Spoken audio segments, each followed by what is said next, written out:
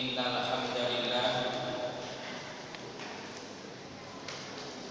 nahmaduhu wa nasta'inuhu wa nastaghfiruh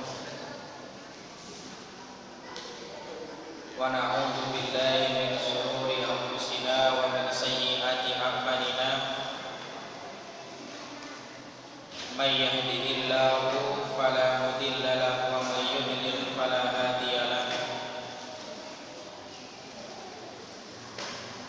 Asyhadu an la ilaha illallah wahdahu la syarika lah wa asyhadu anna Muhammadan abduhu wa rasuluhu la nabiyya ba'dah. Amma ba'd. Jamaah yang dirahmati Allah Subhanahu wa taala, alhamdulillah malam hari ini cuaca dan keadaan mendukung untuk kita melangkahkan kaki ke masjid, menjalankan perintah-perintah Allah sekaligus sunnah-sunnah Rasulullah, dilanjut dengan kajian-kajian fikih, disertai dengan rondo, wedang rondo, aksen,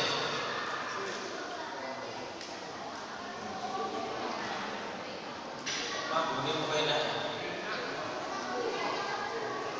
Iya, aku ngaji sih tau besi.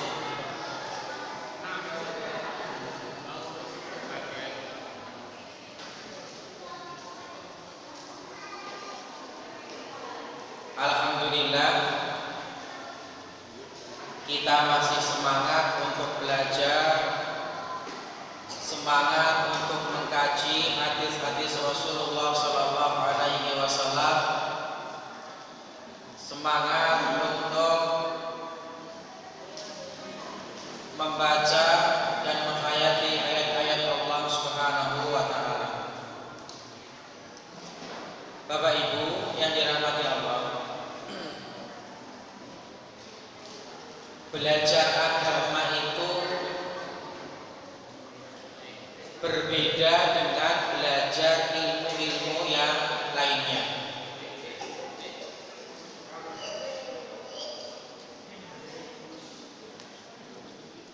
Kalau belajar ilmu yang lain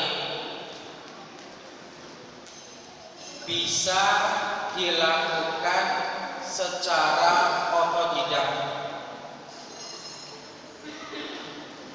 Makanya sering kita ketemu di masyarakat bahwa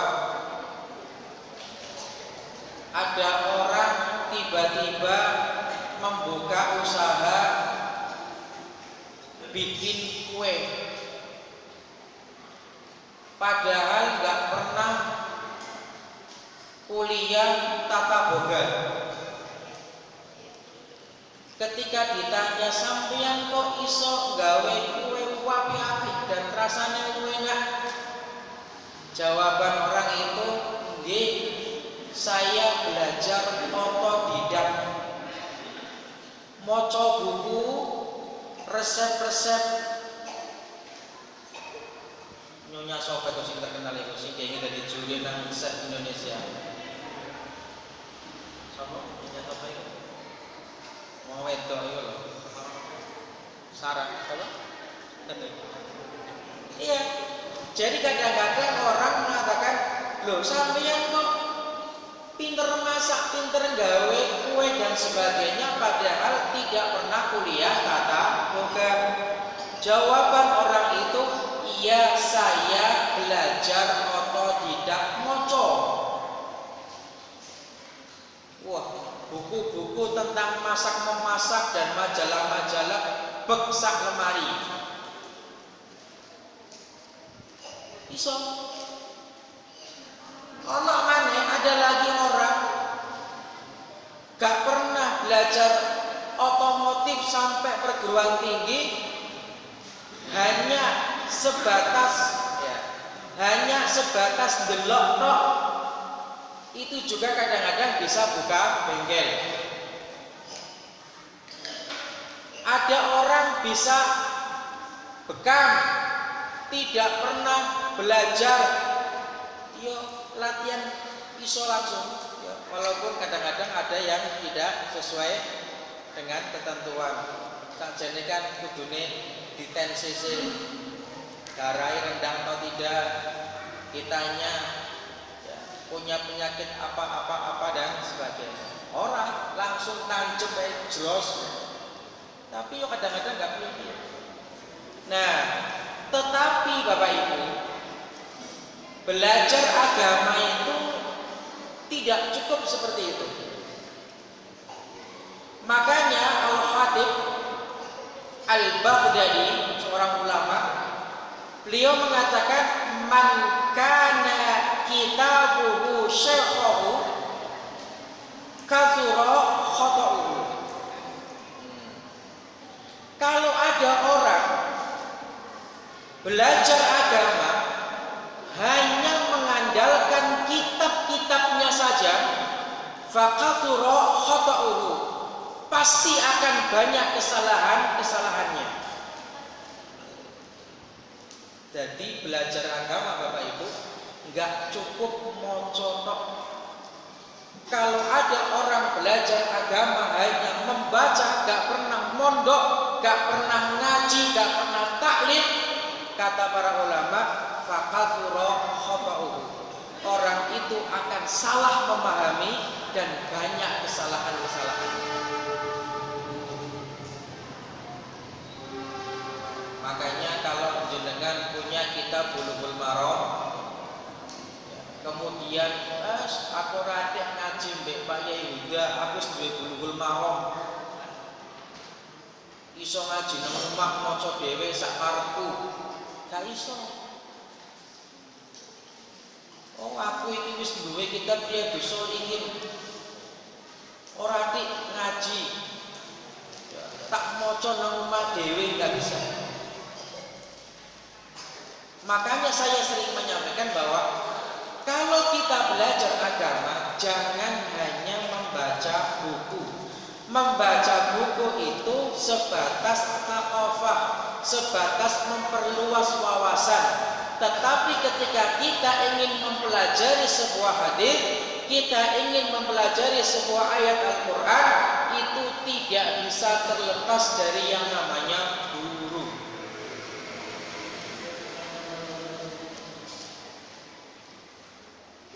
Saya pernah mungkin bercerita di sini. Orang itu sekarang divonis hukuman mati karena dianggap teroris. Hari ini di Nusa Kambangan, saya kenal betul dengan orang itu. Orang itu pintar, bahasa Arabnya fasih. Ketika ada ulama-ulama Saudi datang ke Indonesia pada zaman itu, yang menerjemahkan beliau. Kitab-kitab yang masih gundul begini diterjemahkan menjadi bahasa Indonesia, itu penggaweane setiap hari di salah satu lajnah. Tetapi pada titik-titik tertentu orang ini membaca buku terus, akhirnya tidak langsung atau tidak mau berguru, tidak mau, istilahnya itu mulazamah. Kalau bahasa mereka itu mulazamah, itu artinya belajar langsung dengan yang menulis, belajar langsung dengan para ulama, itu namanya mulazamah. Corok wong pondokan tradisional jenenge sorogan. Maca buku, Pak Yai ini ngomong koyok sineng persada itu, tapi aku ora dunung. Ngaji kitab itu ora dunung aku, karena keterangan-keterangannya ditulis pego. Ngerti ya? Gak iso. Orang mulazamah itu bawa buku, bawa kitab, dicatati, ulamanya ngomong, itu mulazamah. Akhirnya pada titik tertentu orang ini mengalami penyelewengan, Bapak Ibu. dan ujuk-ujuk nyimpan bom. Durung sempat diledakno, bome meledos disian. Kemudian ditangkap sama polisi, dipenjara. Setelah keluar dari penjara tidak taubat, membikin lagi, akhirnya ketangkap lagi. Sekarang divonis hukuman mati. Ini contoh bahwa belajar itu memang kelihatannya sepele, tetapi insya Allah bermanfaat ketika kita taklim dan sebagainya. Contoh lagi,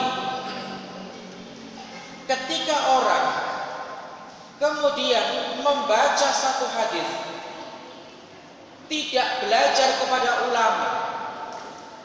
Contoh, ada hadis yang mengatakan siapa yang lewat di depan orang yang sedang sholat, fadribuhu awiktuluhu, maka pukul dan bunuh orang itu. Terus sampeyan kira-kira pingin merealisasikan, sampeyan sholat nggawa pedang, nek ono bocah cilik lewat ngarepku tak tonyo, nek ditonyo tas mlaku tak antem pedang, begitu. Ini kan bahaya. Iya, ini bahaya. Harus memahami asbabul wurud, harus memahami minimal syarah dari hadis tersebut. Dari mana bisanya? Yang ngaji dari para ulama. Jamaah yang dirahmati Allah, itu kira-kira bahwa mudah-mudahan dengan beberapa yang saya sampaikan tadi membuat kita semangat, punya hirah untuk belajar atau untuk menghadiri majelis taklim.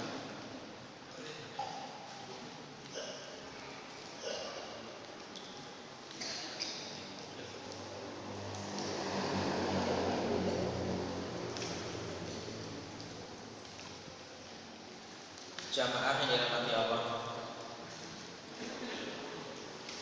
malam ini mudah-mudahan dua hal yang bisa saya sampaikan.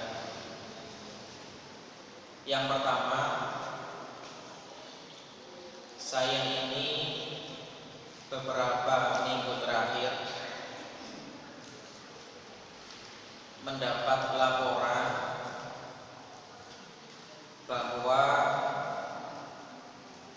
semenjak Bapak sekarang sudah lemah, sholat kita agak kurang rapi. Dulu ketika Bapak masih sehat, nek ono sing sholate barisane gak tepat langsung dimarahi. Tetapi akhir-akhir ini karena kondisi kesehatan, Bapak sudah jarang melihat sampai ke belakang. Kalau dulu belum mau takbiratul ihram, kalau barisan dari depan sampai belakang durung rapi, ditunggu ya. Sampai kadang-kadang saya juga bingung, Bapak itu tunggu apa? Tak dalam mengguri ternyata masih ada catur lagi rapikan barisan. Dan hari ini menurut survei, sholat di masjid kita yang dulunya menjadi rujukan sak Lamongan, setiap ada orang yang datang ke sini singgah untuk sholat selalu menyampaikan bahwa masjid yang rapih, masjid yang tertib, sholatnya bagus, jamaahnya bagus, kemudian anak-anaknya juga tertib, shofnya rapat dan lurus. Itu Ihyaus Sunnah. Pak Yai tempat lain juga sering menyampaikan bahwa delok iku lho Masjidil Haram Indonesia apa Ihya Sunnah. Kenapa rapi?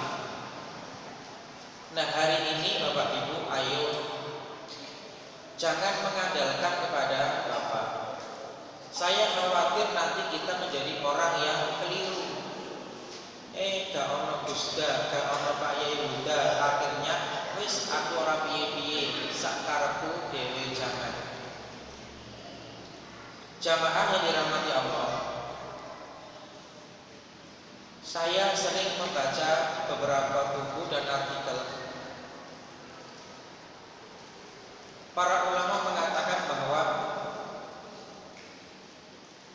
bisa jadi usaha kita selama ini di berbagai aspek ibadah itu tidak maksimal pahalanya karena kita ini menyepelekan sholat. Kenapa Bapak Ibu?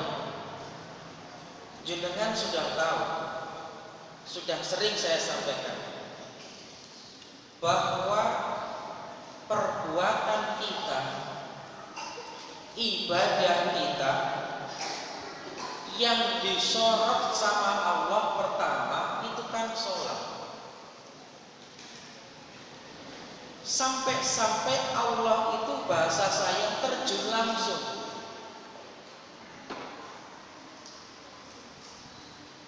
Mohon maaf saya analogikan bupati sama ajudan, Allah sama malaikat.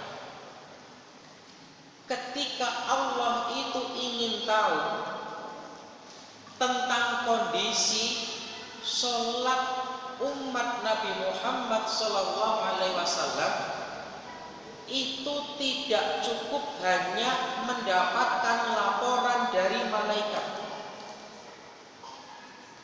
Ketika misal malaikat lapor, ya Allah orang ini baik, Allah tidak percaya, tidak. Saya akan cek langsung kepada bukunya. Makanya ada hadis yang sangat panjang yang kita kenal hanya sepotong saja.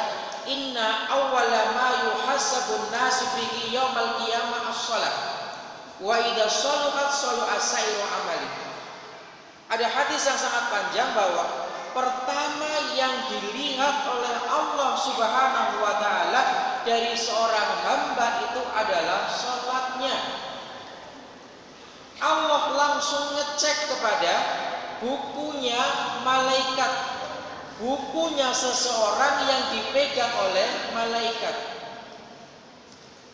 Ketika ternyata tercatat di situ, loh, hambaku ini ternyata sholatnya kurang, hambaku ini ternyata sholatnya tidak sempurna.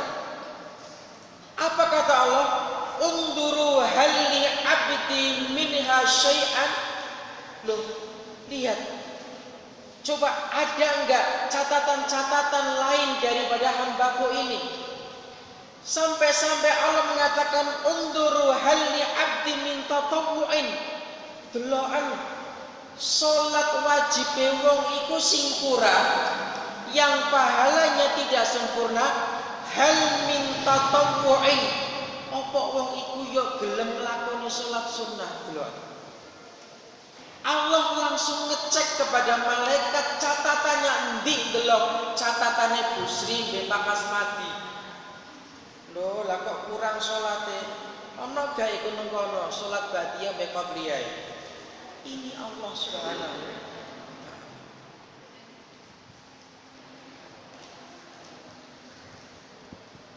Ahli hadis Bapak Ibu seperti Syekh Utsaimin, Syekh bin Baz, ya, para tokoh-tokoh ulama yang dulu yang sekarang sudah meninggal dunia, rahimahullah, itu menafsirkan banyak sekali, mensyarah hadis ini dengan berbagai macam redaksi. Intinya apa?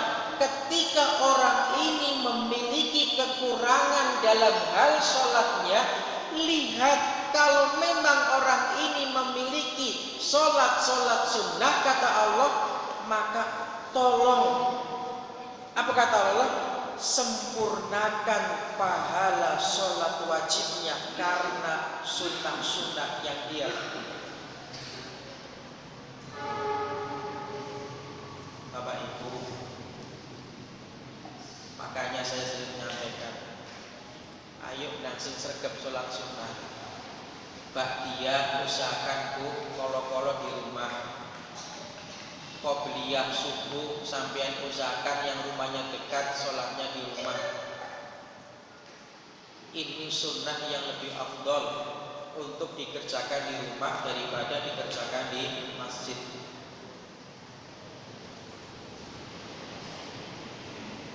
Pertanyaan kita bersama, terus piye kalau sholat kita didelok wis gak apik? Kalau sholat kita dilihat itu sudah gak enak. Sholat kita itu kemudian mengurangi kekhusyuan. Kira-kira terus ini,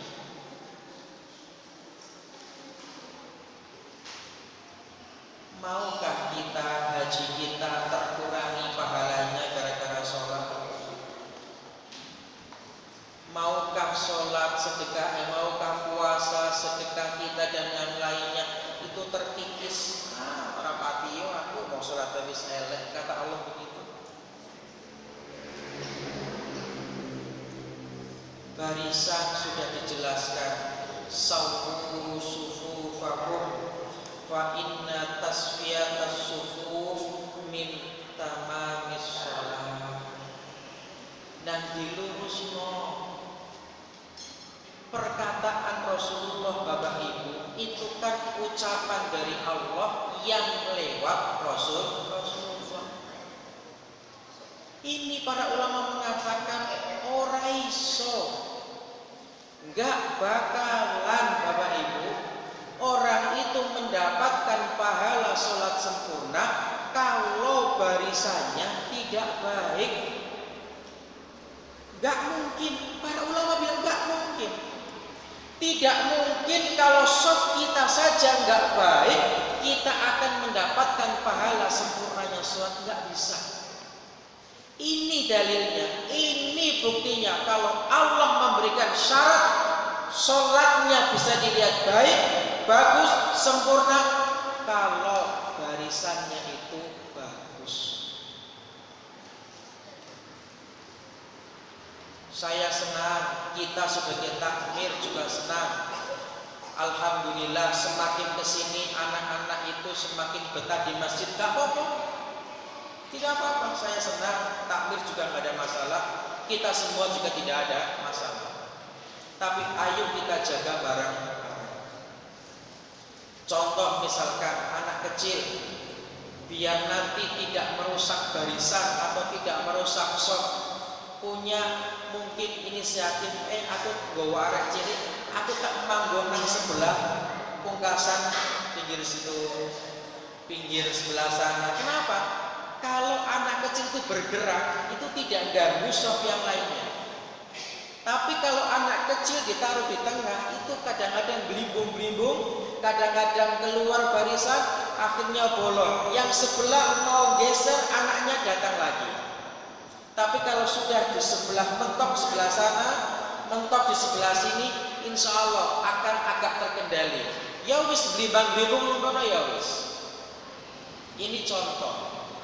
Salah satu cara bagaimana shaf kita itu tetap rapi, tetap baik, dan sholat kita mendapatkan pahala yang sempurna.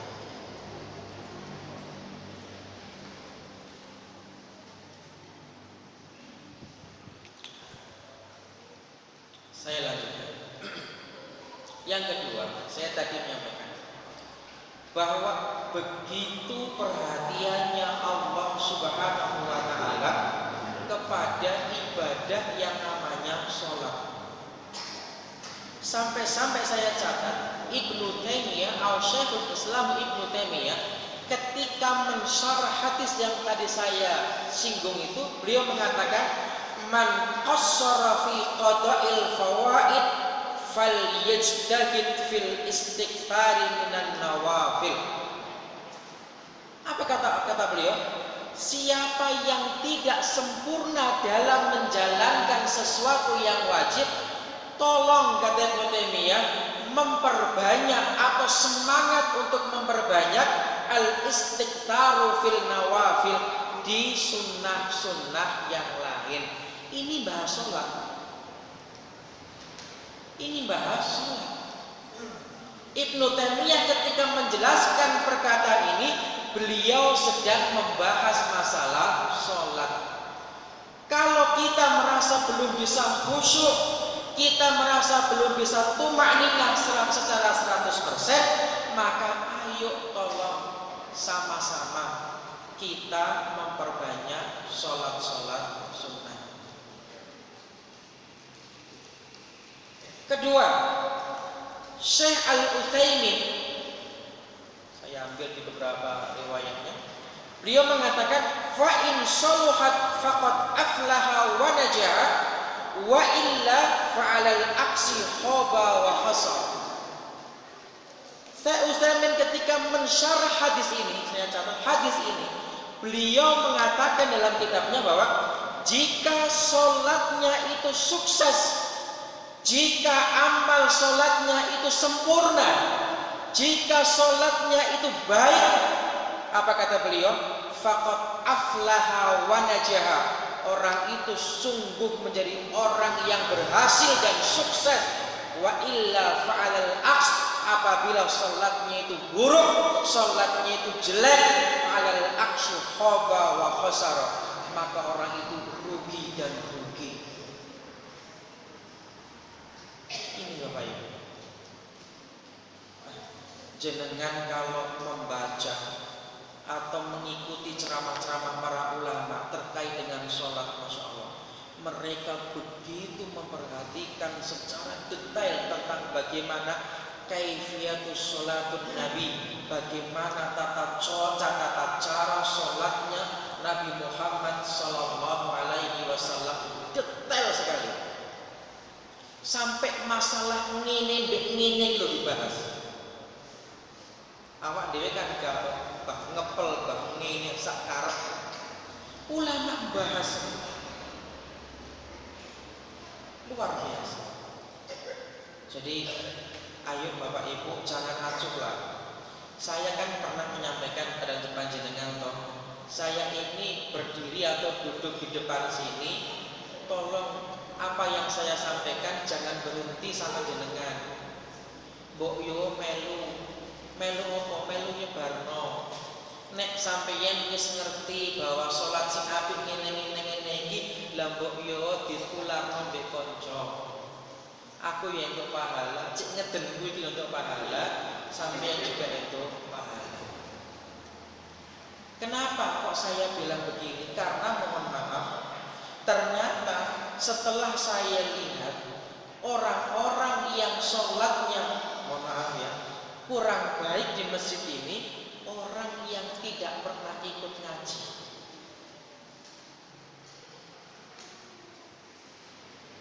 Kalau jenengan saya yakin baik,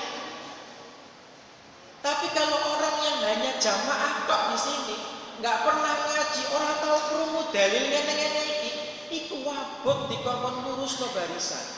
Oh no ae, tak pareki mundur maneh. Ono maneh sing model awal rakaat sikile sodo ombo, setelah rakaat kedua nyuti. Terus piye? Aku geser yo kene bolong. Enggak geser, aku sing bolong. Kan susah.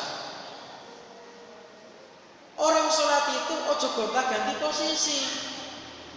Kalau kalau kakinya di awal sudah segini, lurus Bapak Ibu, dengan begini lurus, ya sudah lurus terus aja langsung mengene. Akhirnya bolong, tidak bisa. Nanti itu juga akan mempengaruhi tentang bagus dan baiknya soft kita. Kan saya sudah sering menyampaikan, nek soft itu bolong Bapak Ibu, itu setan ganggu. Loh, setan apa tiga? Setan itu ganggu wong sholat. Setan itu mincit lunga itu nek ana adzan. Nek ana adzan, makane wong ruqyah itu biasanya to ya.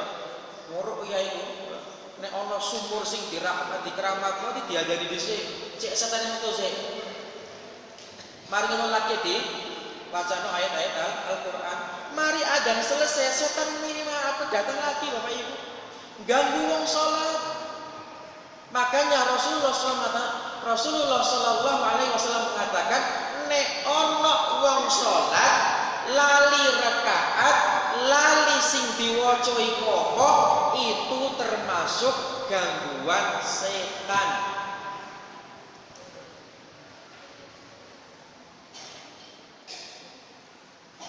Termasuk gangguan setan.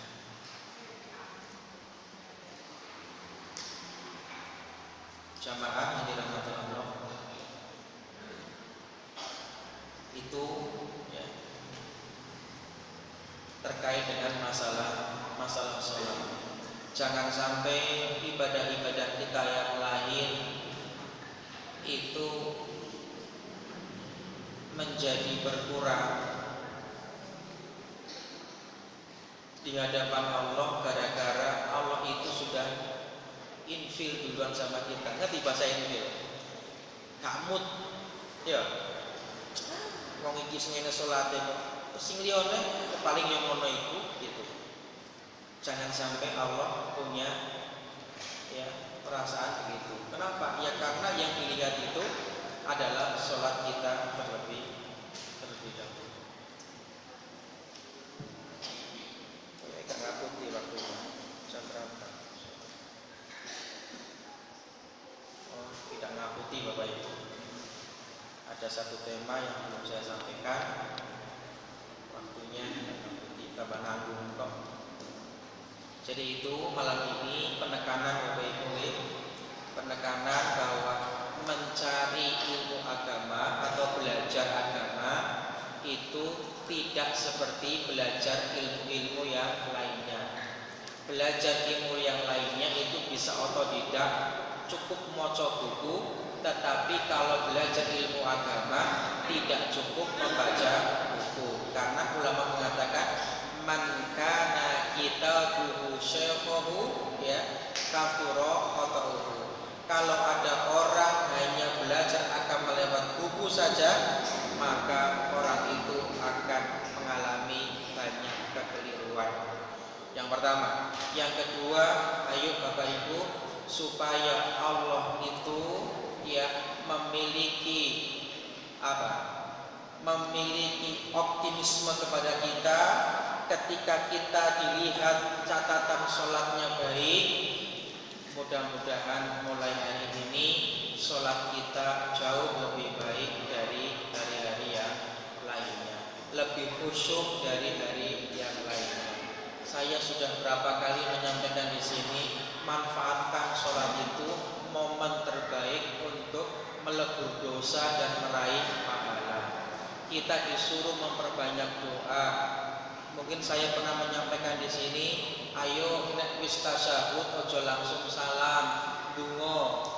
Rasulullah Shallallahu Alaihi Wasallam setelah hijrah ke Madinah, ya ada beberapa doa yang tidak pernah tertinggal ketika sholat. Setiap kali Rasulullah sholat selalu membaca doa itu. Ada yang tahu apa doanya? Tidak ada, karena tidak membacanya atau tidak mengajarkannya. Rasulullah itu tidak pernah absen ketika sholat, selalu berdoa, Allahumma a'inni ala dzikrika wa syukrika wa husni ibadatika hatta tuwfiya. Rasul selalu membaca Allahumma a'inni ala dzikrika wa syukrika wa husni ibadatika sampai beliau meninggal dunia. Yang kedua, Allahumma inni a'udzubika minal ma'kami wal maghrami. Rasul selalu berdoa, ya Allah jauhkan saya dari kemaksiatan dan jauhkan saya dari kelilit utang. Yang pertama tadi, ya Allah tolonglah saya supaya saya selalu ingat kepadamu, supaya saya selalu bersyukur kepadamu, supaya selalu beribadah kepadamu.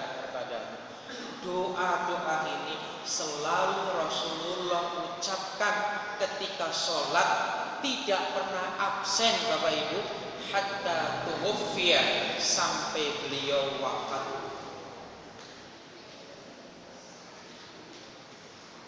Dungu sampai iki ora mau rapal.